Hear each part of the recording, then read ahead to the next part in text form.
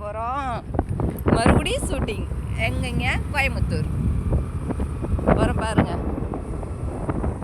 YouTube சொந்தங்களே பாருங்க, போயிட்டு வரோம். நீங்கள் வர்றீங்களா ஷூட்டிங் பார்க்குறக்கு? வாங்க போகலாம். அப்படியோ ஸ்பீட் பிரேக். ஐயோ, என் பையன் கூட அப்படி தான் டான்ஸ் ஆடணும். இப்போ என் தங்கச்சி கூட டான்ஸ் ஆடிட்டு போகிறேன். எனக்கு டான்ஸ் ஆடுறதே வேலையாக போச்சு. குண்டுக்குள்ளே குழிக்குள்ளே போட்டு தாக்குறாங்க பாருங்க பாருங்க பாருங்க. பார்த்தீங்களா? காலையில் டென்ஷன் ஆகிட்டேங்க.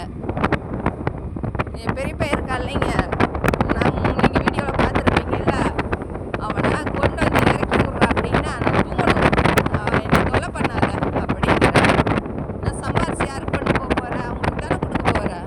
சொல்லுங்கள் பார்க்கலாம். நம்ம எடுத்துகிட்டு போகிறோமா? ஏங்க இப்படி பண்ணுறாங்க?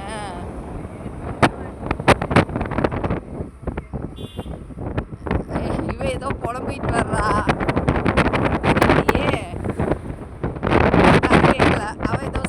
ஹெல்மெட் போட்டு கோமாளி மாதிரி வண்டி ஓட்டிட்டு இதா இல்லைன்னா குளிருமா. அப்புறம் ரெண்டாவது போலீஸ்காரவங்க கேட்குறாங்க, அதனால ஹெல்மெட். அவங்க சொல்கிறது தப்பு இல்லை, நம்ம பாதுகாப்பு தான் சொல்கிறாங்க. அது ரைட்டு, நியாயம்தான். இங்கே பாருங்க, சிங்கப்பெண்ணே சிங்கப்பெண்ணே அதுக்குள்ளே ஸ்பீட் பிரேக் வந்துருச்சு. பாட்டு கட்டாக இருச்சுங்க. நீங்கள் எது தப்பாக நினச்சிக்காதீங்க. எப்படி சொந்தங்களே இங்கே பாருங்க, இதுதான் வந்துட்டு என்ன பஸ் ஸ்டாண்டு? சோமனூர் பஸ் ஸ்டாண்டுங்க. அது நாங்கள் இப்போ மங்களம் வந்து சோமனூர் வந்து இப்போ இதில் போகிறோம். நீலாம்பூர் அங்கே போகிறோம். நாங்கள் போயிட்டே இருக்கோம். பார்த்தீங்களா?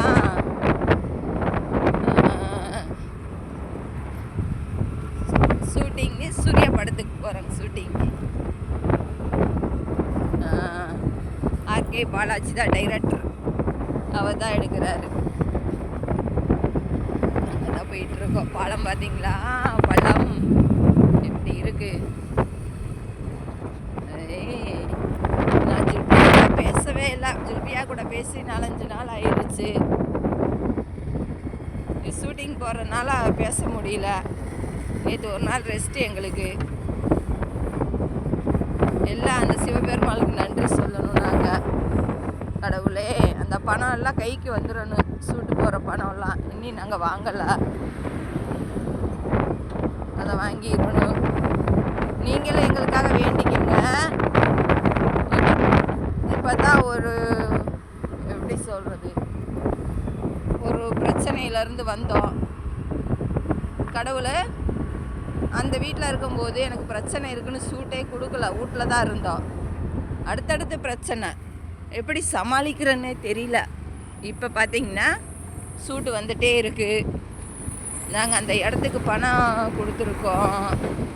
அதான் நான் உங்ககிட்ட சொன்னேனே 5 லட்சம் தான் கையில் கொடுத்தாங்கன்னு சொல்லி. எப்படியெல்லாம் ஏமாத்துறாங்க பாருங்கள் நண்பர்களே. பண்ணட்டும், எல்லாம் சிவபெருமாள் பார்த்துட்டு தானே இருக்காரு. பண்ணட்டும், அவனுக்கு தான் எல்லாம் மிச்சம். ஆனால் ஒன்று சொல்கிறான், யாராக இருந்தாலும் சரிங்க, தப்பு பண்ண ஒரு நாள் நம்ம அனுபவிச்சு தான் ஆகணும். நீங்களே சொல்லுங்கள். லூஸாக கேட்குறா இவ. நீங்கள் பார்க்குறீங்களா வீடியோ? ஐயோ என்ன என் ஃபுல்லாக கலந்துக்குச்சு.